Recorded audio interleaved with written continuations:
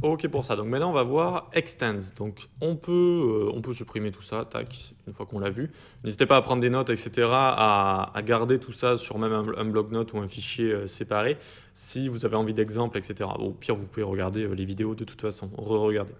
Maintenant, on va voir extends. Donc ici, on va se créer, à chaque fois, voilà, un paragraphe txt lorem 10 et puis on va s'en faire un second, paragraphe.txt2, tac, et on va lui mettre un lorem 30 par exemple. OK? Très bien. Alors notre .txt, on y va, on va lui mettre un font size de 40 pixels par exemple, et font de famille sans serif. Donc là, tac, ça le fait grandir, super. Et on a envie d'utiliser ces mêmes propriétés sur un autre élément, l'élément txt2, d'accord? Donc notre deuxième texte. Eh bien, on a juste à faire @extend, comme ça, .txt,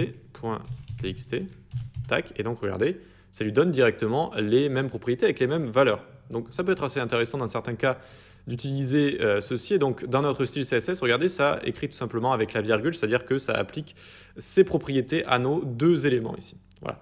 Et donc notre second élément, on peut aller directement lui mettre des choses différentes après. Couleur violet, letter spacing, moins 5 pixels par exemple, tac. Et donc vous voyez que ça va changer tout ça. Alors violet, ça donne pas très bien. On va le laisser en noir comme ça, c'est très bien. Ok, et donc on voit qu'on a réussi à étendre les propriétés de notre élément et à en rajouter d'autres. Voilà, c'est à ça que ça sert extend. C'est assez utile si vous avez envie de réutiliser des propriétés. Attention cependant, si par exemple ici vous mettez color violet comme ça, tac, eh bien ça va les mettre pour notre élément là, mais là on a écrit par-dessus, ok, tout simplement.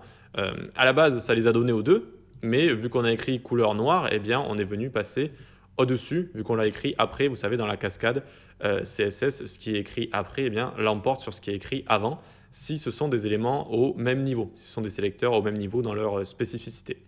Ok, ben voilà, on va pouvoir passer à la suite.